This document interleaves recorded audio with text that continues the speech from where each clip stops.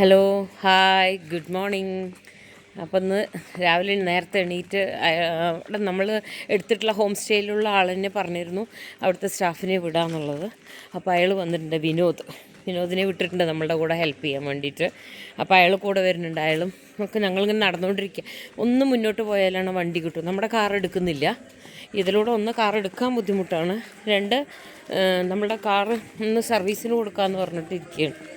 അതിലത്തെ സാധനങ്ങളൊക്കെ ഇറക്കി വെച്ചിട്ടുണ്ട്. അവിടെ പാർക്ക് ചെയ്യാൻ ബുദ്ധിമുട്ടാണ് നമ്മളുടെ വണ്ടി. അപ്പോൾ ഈ റിക്ഷ ആകുമ്പോൾ നമുക്ക് വലിയ റിസ്ക് ഇല്ല, പോയവിടത്ത് ഇറങ്ങിയാൽ മതിയല്ലോ. അപ്പോൾ അതുകൊണ്ട് നമ്മളിങ്ങനെ ഇവരുടെ ഇടവഴിയിലൂടെ ഇങ്ങനെ നടന്നുകൊണ്ടിരിക്കുകയാണ്. അപ്പോൾ പുതിയൊരു വീഡിയോയിലേക്ക്, കാശി വിശ്വനാഥൻ്റെ മണ്ണിൽ നിന്ന് പുതിയൊരു വീഡിയോയിലേക്ക് നിങ്ങൾക്ക് എല്ലാവർക്കും സ്വാഗതം.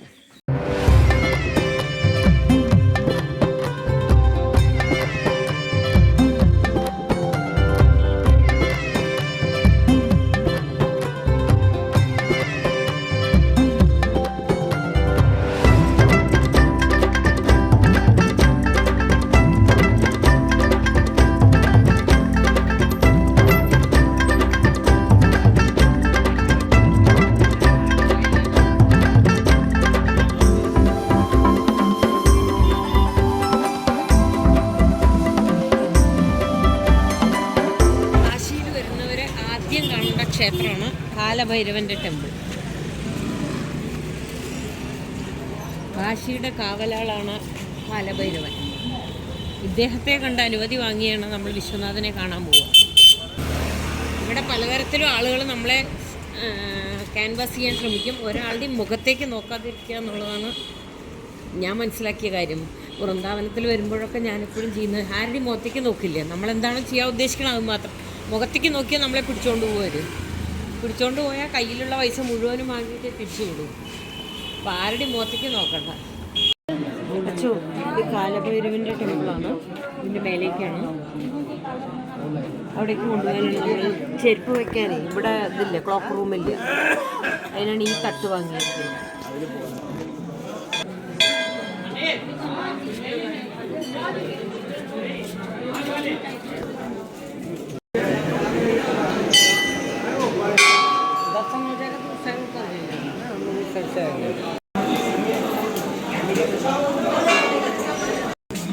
ഇത് കാലഭൈരവന് നമ്മൾ കൊടുത്ത് സമർപ്പിച്ച് തന്നെ നമ്മൾക്ക് തരുമായിരുന്നു. കുറച്ച് സമയത്ത് അങ്ങോട്ട് എടുത്തിട്ട് നമുക്ക് തരുന്നതാണ്.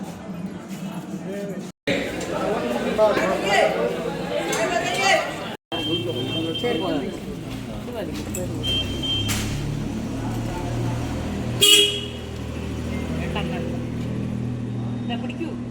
ഇത് ഈ നാട്ടിലെ എല്ലാത്തിനും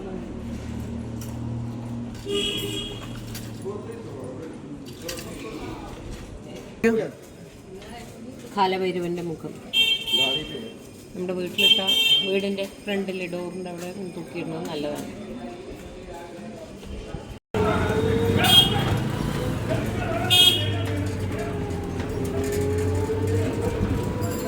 നമ്മുടെ നാട്ടിൽ പോണേ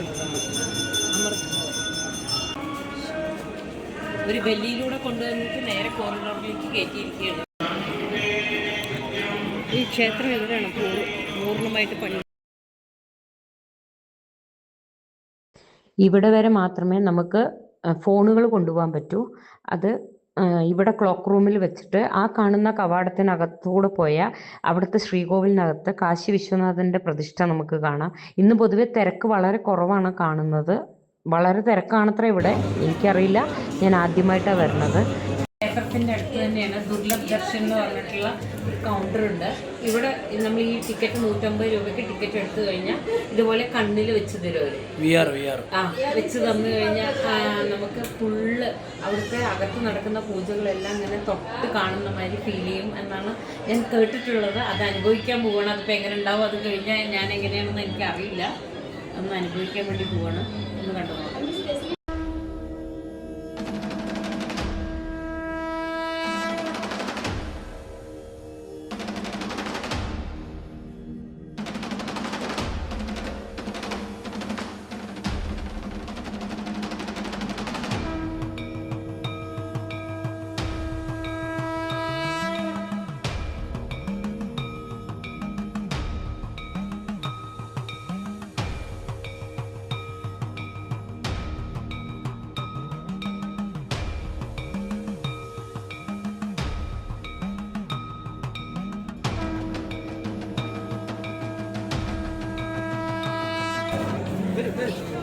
നല്ല അനുഭവമായിരുന്നു.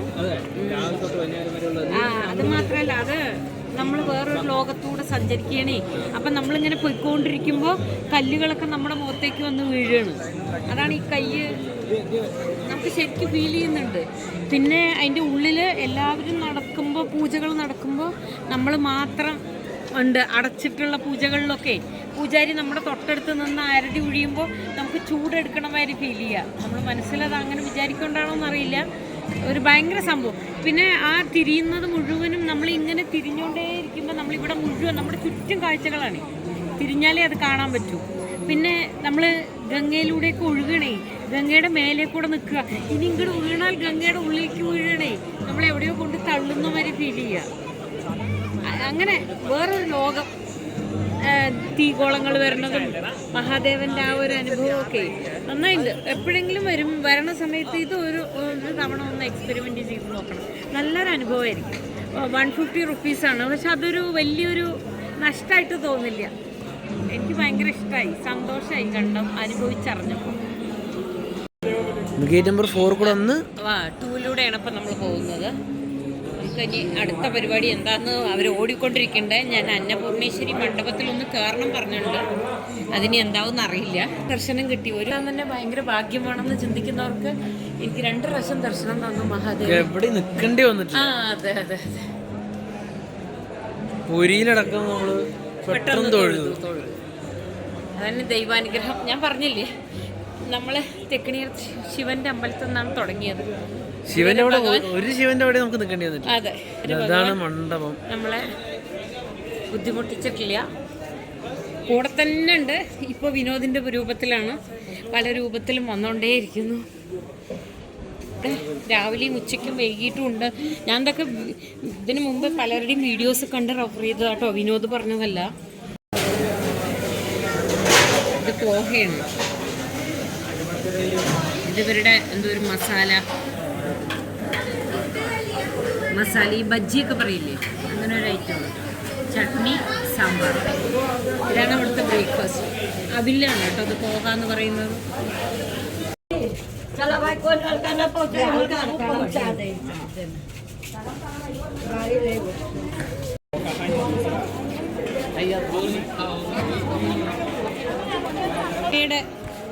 വഴികളിലൂടെയുള്ള യാത്ര.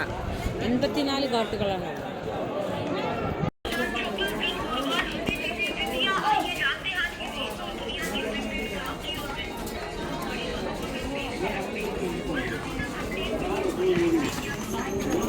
चलो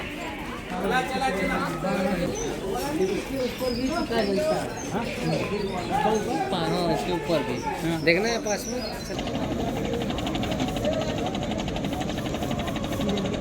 അപ്പുറത്തുണ്ടാവും.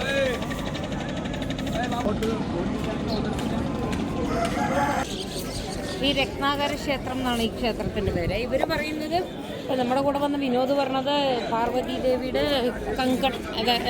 കയ്യിലുള്ള വള താഴെ വീണു നിഗൃഹയ എന്നാണ് പറയണത്. പക്ഷേ ഞാൻ കേട്ട കഥകളിൽ അങ്ങനെയല്ല. ഇതിന് രത്നാകര ക്ഷേത്രം എന്നാണ് പറയുക. രത്നാകരൻ എന്ന് പറഞ്ഞ ഒരാൾ അയാളുടെ അമ്മയ്ക്ക് വേണ്ടിയിട്ട്, അയാൾ നല്ല പൈസക്കാരനായപ്പോൾ അമ്മയോടുള്ള പ്രസവിച്ച കടം വീട്ടാൻ വേണ്ടിയിട്ട് അയാൾ കെട്ടിയതത്ര ഈ ക്ഷേത്രം. അപ്പോൾ കുറച്ച് കാലം കഴിഞ്ഞപ്പോൾ ഈ ക്ഷേത്രം താനെ ഇരുന്നു പോയി. അതായത് അമ്മയുടെ ഗർഭപാത്രത്തിന് വില പറയാൻ മാത്രം ഒരു മകനും പറ്റില്ല എന്നതിൻ്റെ മറ്റൊരു ഇതാണത്ര ഇത് ഇരുന്നു പോയത്. അതാണ് ഒരു കഥ. പിന്നെ ഇത് ഇങ്ങനെയുള്ള ഒരു സ്ഥലത്ത് കെട്ടിയത് കൊണ്ട് താനെ എന്താ പറയുക ചെരിഞ്ഞതാണ് പോയതാണെന്നാണ് വേറൊന്ന് വിശ്വാസം. ഇതിൻ്റെ ഉള്ളിലാണ് ഭഗവാന്റെ വിഗ്രഹമൊക്കെ ഉള്ളത്. പക്ഷെ അതെല്ലാം മണ്ണിനടിയിൽ പോയി.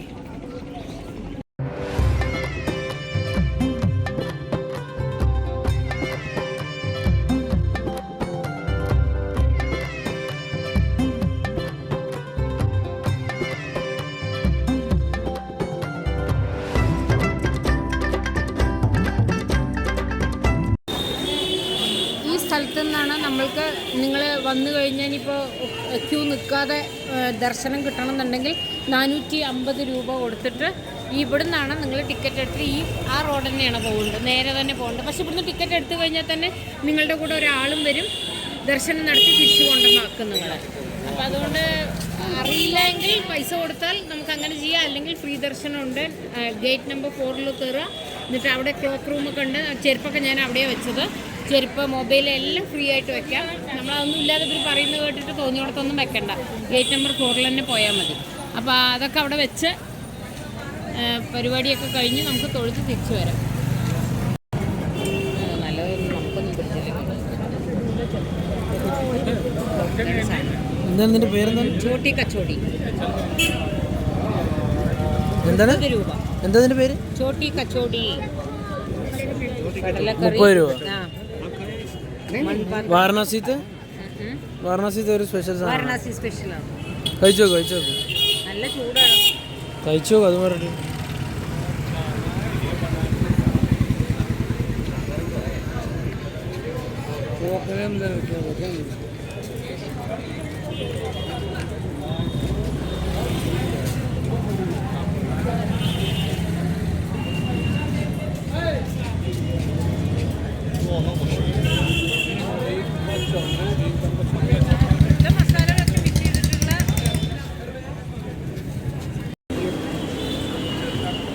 ബാങ്ക്, ഞാൻ ഹിന്ദിയിൽ കൂടെ പറയാൻ പോണത്. ഇത് ബാങ്ക് വിൽക്കുന്ന കടയാണ് കേട്ടോ. അച്ഛന് ബാങ്ക് എങ്ങനെയെന്ന് ടേസ്റ്റ് ചെയ്യണം പറഞ്ഞപ്പോൾ പിന്നെ ബനാന.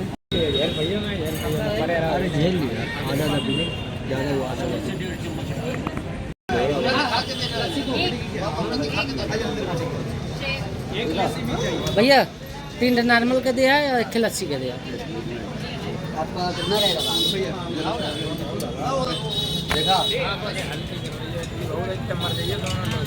अरे कहा यार, हाँ मजाक ना।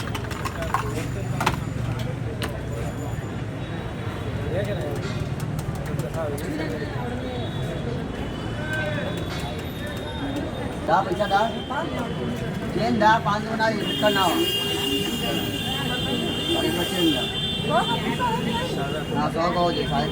ബനാറസി ഠണ്ഡി. ഇതാണ് ബാങ്ക് എന്ന് പറയുന്ന സംഭവം. 3 എണ്ണം വാങ്ങിയിട്ടുണ്ട് അവർ. അതിനകത്തൊക്കെ ഐസ് ക്യൂബൊക്കെ ഇട്ടിട്ടുണ്ട് അല്ലേ? ഇതൊക്കെ കഴിച്ചിട്ട് എന്താവും ഇതിലെന്ന് നമുക്ക് കണ്ടു തന്നെ അറിയാം. എനിക്കും അമ്മയ്ക്കും കൂടെ ഒരു ലസ്സി പറഞ്ഞിട്ടുണ്ട് മലായിയുടെ. എങ്ങനെയുണ്ട് അച്ചു? കുഴപ്പമുണ്ട്.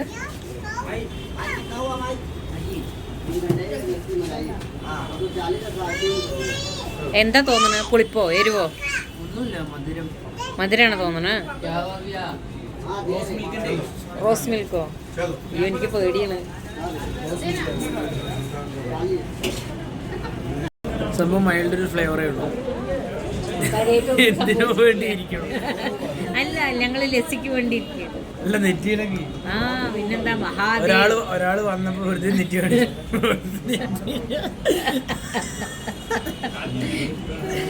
അങ്ങനെയൊന്നുമില്ല. കുറച്ച് നെറ്റി ഉണ്ടെന്ന് കാണിച്ചു കൊടുത്തോ. നടക്കാൻ വയ്യാത്ത ആള് നെറ്റി കാണിക്കാൻ നിന്ന്. നെറ്റി കാണിക്കാൻ നിന്നല്ല, വയ്യാത്തോണ്ട് നിന്നാണ്.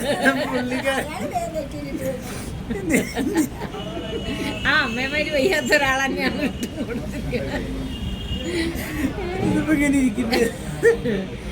ഇടയ്ക്കിടയ്ക്ക് ഫോട്ടോയിൽ നോക്കിട്ട് എന്താ എന്റെ നെറ്റിയില്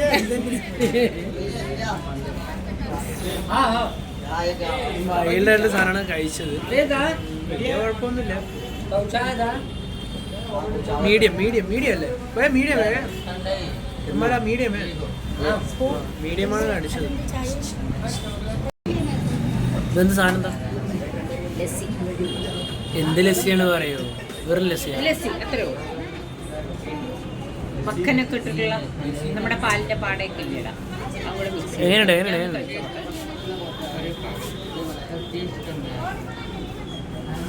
തൈരിന്റെ പുളിപ്പ്, പാലിന്റെ പാട, നല്ല രസമുണ്ട്. പഞ്ചസാരയുടെ ഫേമസ്.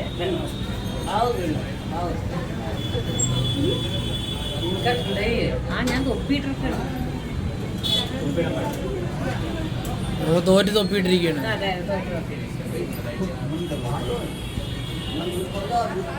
നന്നായിട്ട് നല്ല തണുപ്പുണ്ട്. നല്ല തണുപ്പുണ്ടടാ. നമ്മൾ അവിടുന്ന് ബാങ്കും ഒരു ലസ്സിയൊക്കെ കുടിച്ച് ഇനി നമ്മൾ നേരെ പോകുന്നത് ഷോപ്പിങ്ങിനാണ്. നമുക്ക് ഫേവറേറ്റ് ആയിട്ടുള്ള പരിപാടിക്കാണ് നമ്മളിനി പോകുന്നത്. നമ്മൾ ബനാറസി സാരീസ് എന്ന് വെച്ച് കഴിഞ്ഞാൽ വാരണാസിയിൽ അതാണല്ലോ സ്പെഷ്യൽ. അത് തപ്പിയിട്ടാണ് ഈ നടത്തം. നമ്മുടെ എന്താ പറയുക, വിനോദേട്ടന് അറിയാമെന്നാണ് പറഞ്ഞത്. വിനോദേട്ടനാണ് നമ്മളെ കൊണ്ടുപോകുന്നത്. മുന്നിൽ നടക്കുന്നുണ്ട് രണ്ടുപേരും കൂടി. ചിരി കാണും പറയുന്നുണ്ടല്ലോ, ഞാൻ ഭയങ്കര സന്തോഷമുള്ള സ്ഥലത്ത് വന്ന് നിൽക്കുകയാണ്. എൻ്റെ ബാക്കിൽ ബനാറസി എന്നാണ് ഔട്ട്ലെറ്റാണ്, ഫാക്ടറി ഔട്ട്ലെറ്റാണ്. നമ്മുടെ കൂടെ വന്ന വിനോദ് കൊണ്ടുവന്നതാണ്. ഇവിടുത്തെ പ്രൈസ് അഫോർഡബിളാണ്, എല്ലാ ടൈപ്പും ഉണ്ട്. 3000 എൻ്റെ അറിയാം, ബഡ്ജറ്റ് ഒരു 3000 ഒക്കെ തന്നെ ആവും. ബനാറസി സ്റ്റാർട്ടിംഗ് എന്നറിയാം 3000-ൻ്റെ 6000-ൻ്റെ അങ്ങനെയുള്ള റേറ്റുകളാണ്. പക്ഷേ നമുക്ക് പുറത്ത് പോയി ആ റേറ്റിന് കിട്ടില്ല എന്നുള്ളത് സത്യമാണ്, എനിക്കും അറിയാവുന്ന കാര്യമാണ്. കാരണം ഞാൻ ചുരിദാറൊക്കെ എടുക്കണതാണ്. 2500 രൂപയുടെ ചുരിദാർ മെറ്റീരിയലാണ് ഞാൻ എടുത്തിട്ടുണ്ട് കോയമ്പത്തൂരിൽ നിന്ന്. ഈ ടൈപ്പ് എൻ്റെ കയ്യിൽ തന്നെ ഉണ്ട്, ബ്ലൂ ഷെയ്ഡ്. 3000 രൂപയായിരുന്നു. അപ്പോൾ അത് ഓഫറായിട്ട് ഞാൻ എടുത്തത് 2000 രൂപയ്ക്കാണ്. ഇവിടെ അത് 1500 രൂപയാണ്.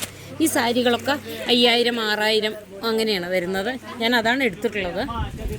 പിന്നെ 3500-ൻ്റെയാണ് ഈ വരുന്നതൊക്കെ 3500. നല്ല ബനാറസിയാണ് കേട്ടോ. ആ ഗ്രീൻ വരുന്നത് 6500-ആണ്. അത് നമുക്ക് തൊട്ട് കഴിഞ്ഞാൽ തന്നെ അതിൻ്റെ ഇത് മനസ്സിലാവും. ഈ ടൈപ്പ് ഇതെല്ലാം ബനാറസി. ഞാൻ ഇത്ര നേരം വീഡിയോ എടുത്തില്ല, ഞാനേ തുണി കണ്ടപ്പോൾ വീഡിയോൻ്റെ കാര്യം മറന്നുപോയി. ഈ ടൈപ്പൊക്കെ 5000 രൂപയാണ്. ഇത് ഹാൻഡിക്കാണ്. ഞാനിതിൻ്റെ ഒരു ഓറഞ്ച് ഷെയ്ഡാണ് എടുത്തിട്ടുള്ളത്. പിന്നെ ബ്ലാക്ക് എടുത്തിട്ടുണ്ട്, ഞാൻ കാണിച്ചു തരാതെ. ഇതെല്ലാം ഒരു 3000, 6500 വരെയുള്ള റേറ്റിലാണ് ഈ വരുന്ന എല്ലാ കളേഴ്സും കേട്ടോ. അപ്പോൾ സാധനങ്ങളൊക്കെ വാങ്ങി ഒരു 3-4 സാരിയൊക്കെ എടുത്തിട്ടുണ്ട്. അത് കഴിഞ്ഞപ്പോൾ നമ്മളിപ്പോൾ പോണത് സത്യനാരായണ തുളസി മാനസമന്ദിറിലേക്കുള്ള പോക്കാണിത്. ബാക്കി നമുക്ക് അവിടെ ചെന്നിട്ട് നോക്കാം. അവിടെ പോണ വഴിയിലേക്കുള്ള ഫുഡുകളാട്ടോ അതൊക്കെ. ഇതാണ് മാനസമന്ദിർ. ഇതിവിടേക്കാണ് നമ്മൾ വന്നിരിക്കുന്നത്. ഇവിടെ സംസ്കൃതിയിൽ എന്തൊക്കെയോ നമ്മളിതിൽ കൊത്തുപണിഞ്ഞ് അവർ എഴുതി വെച്ചിട്ടുണ്ട് എന്നുള്ളതാണ്. ഉള്ളിൽ ഓരോന്നോരോന്ന് കാണിച്ചു തരാം. അതുകൊണ്ട് അവിടെയൊക്കെ എഴുതി വെച്ചിരിക്കണുണ്ടോ, അതൊക്കെ ഓരോന്നിങ്ങനെ എഴുതി വെച്ചിരിക്കുകയാണ്. നമുക്ക് ഡീറ്റെയിൽ ആയിട്ട് എന്താണെന്നുള്ളത് അറിയില്ല, നമുക്ക് നോക്കാം.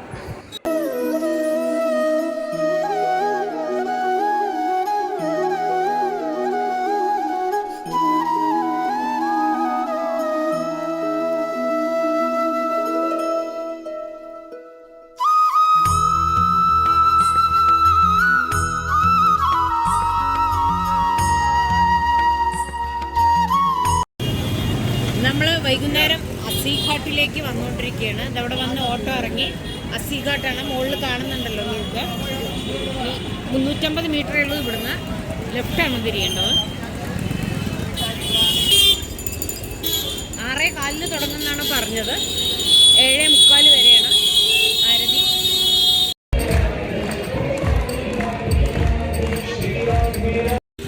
നമ്മൾ വന്നപ്പോൾ ചെറുതായിട്ടൊന്ന് വഴുകി, അതുകൊണ്ട് അവിടെ നല്ല തിരക്കാണ്. അപ്പോൾ നമ്മൾ വിചാരിച്ചു ഒന്ന് ബോട്ടിലൊന്ന് കറങ്ങിയിട്ട് വരാമെന്ന്. എല്ലാ ഘാട്ടും ഒന്ന് കണ്ടിട്ട്. ഇവിടെ ഇതിൻ്റെ അറ്റം നമോഘാട്ടാണ്. നമോഘാട്ടാണ് ഇതിൻ്റെ തുടക്കം. അറ്റം എന്ന് വെച്ച് കഴിഞ്ഞാൽ നമ്മൾ ബാക്കിൽ നിന്ന് അങ്ങോട്ടാണ് പോകുന്നത്. അപ്പോൾ അതുവരെയൊക്കെ ഒന്ന് ബോട്ടിൽ പോയിട്ട് കണ്ടിട്ട് വരാം എല്ലാ ഘാട്ടും. അപ്പോൾ നമുക്ക് ഒരുമിച്ച് പോയി കാണാം. ഓക്കെ.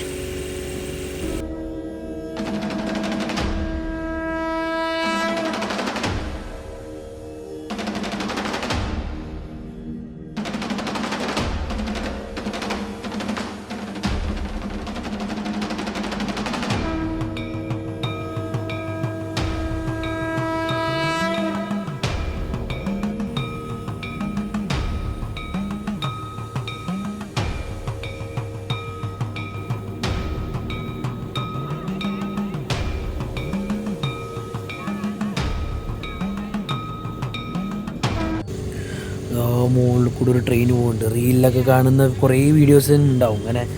ഈ എന്താ പറയുക, പുഴയുടെ അപ്പുറത്ത് കൂടി ഇപ്പുറത്ത് കൂടെയൊക്കെ വീഡിയോ ഒക്കെ എടുത്തിട്ട്. അതാണ് ആ ട്രെയിനിലുള്ള വീഡിയോ. ഇത്ര മെല്ലെയാണ് അറിയോ അത് പോകുന്നത്. അപ്പുറത്ത് നമോഘാട്ടും ഉണ്ട് കേട്ടോ. അപ്പോൾ ഇതാണ് നമോഘാട്ട്. ഇതാണ് തുടക്കം, ഘാട്ടുകളുടെ തുടക്കം ഇവിടുന്നാണ്. അതാണ് കൈകൂപ്പി നിൽക്കുന്നതാണ്. നമോ എന്നാണ് അതിൻ്റെ അർത്ഥം, കൈകൂപ്പി നിൽക്കുന്നത്. इसी तरह जाना है. काशी विश्वनाथ जी का डोर भी ले लीजिएगा. നേരത്തെ കണ്ടില്ലേ, അതാണ് ഇതന്നെയാണ് മണികർണിക ഘാട്ടും. ഈ പുള്ളിക്കാരൻ പറഞ്ഞത് മനസ്സിലായില്ലേ എന്ന് വെച്ച് കഴിഞ്ഞാൽ സാക്ഷാൽ ശിവനിലേക്കുള്ള വാതിലാണ് ഈ കാണുന്നത് എന്നാണ് പറയണത്. അങ്ങനെയാണ് ഈ മണികർണിക ഘാട്ടിനെ വിശേഷിപ്പിക്കുന്നത് തന്നെ.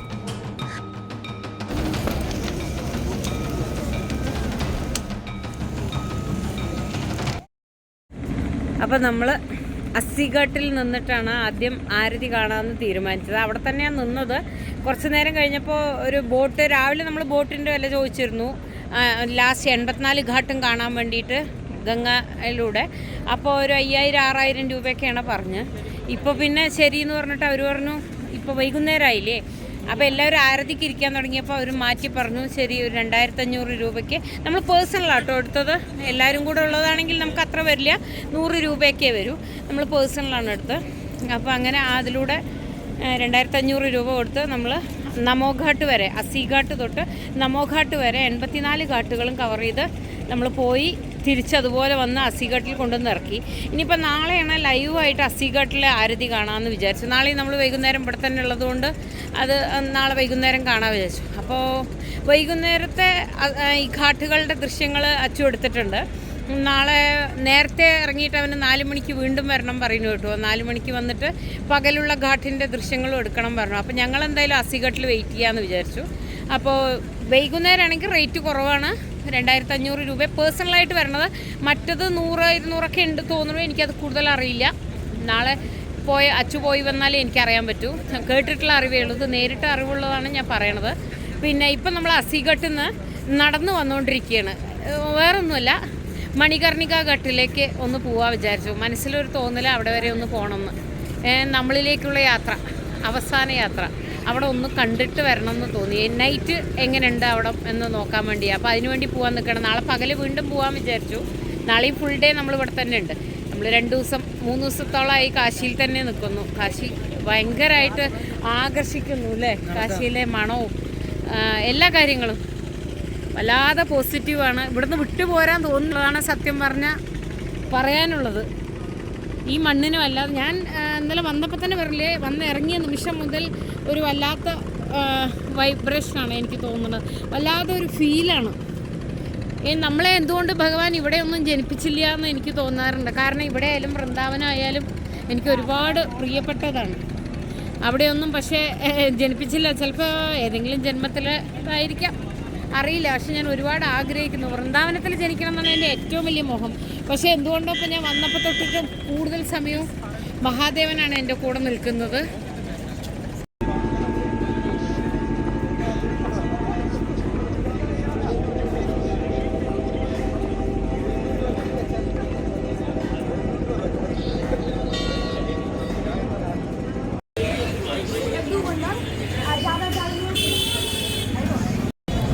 ഇതിൻ്റെ പേര് ചോള സമൂസ അല്ല, അങ്ങനെയല്ല, സമൂസ ചോള.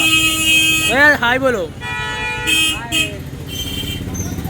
നമ്മൾ കഴിക്കാൻ വന്നിരിക്കുക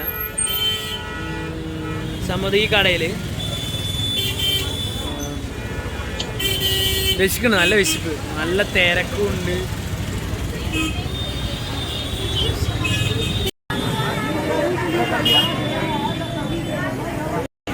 നേരത്തെ കഴിച്ച സാധനത്തിൻ്റെ പേരെന്തായിരുന്നു? സമോസ ചോള. ഇപ്പോൾ ഇതിൻ്റെ പേര് കഴിക്കും. സ്വീറ്റാണ്, അതാണ് അമ്മയ്ക്ക് കൊടുത്തത്. എരിവാണെങ്കിൽ ഞങ്ങൾ ആദ്യം കഴിച്ചിട്ടുണ്ടാവും. ഓക്കെ ആയേ ഭയ്യ, ഓക്കെ ആയേ. കച്ചോറി, ഓ ഇത് കച്ചോറിക്കുള്ള മാവാ.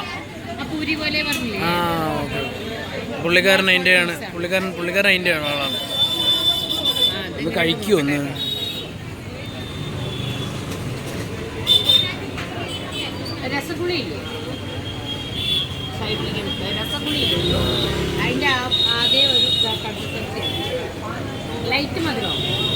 അത് ശരി, ഇനി അമ്മ പിടിക്കും, ഞാൻ കഴിക്കട്ടെ. അതാ അച്ഛൻ വേറെന്ത് സാധനം എടുത്തിട്ട് വന്നു. ഇതെന്താണ്?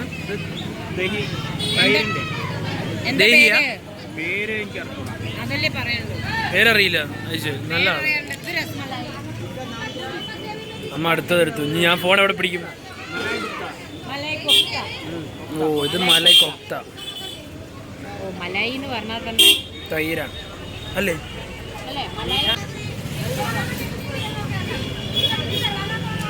തൈര തൈര ഇത് തൈരുവാടേ, തൈരുവാടേ. അച്ഛി ടേസ്റ്റ് ഉണ്ടോ?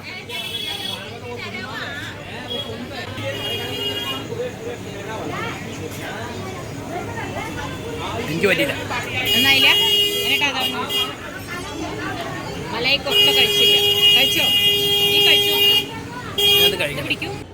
അപ്പോൾ നമ്മൾ തിരിച്ച് വീണ്ടും ഒന്ന് മണികർണിക ഘാട്ടിൽ ഒന്ന് പോയിട്ട് വരാമെന്നുള്ള രീതിയിലൊന്ന് പോവാണ്.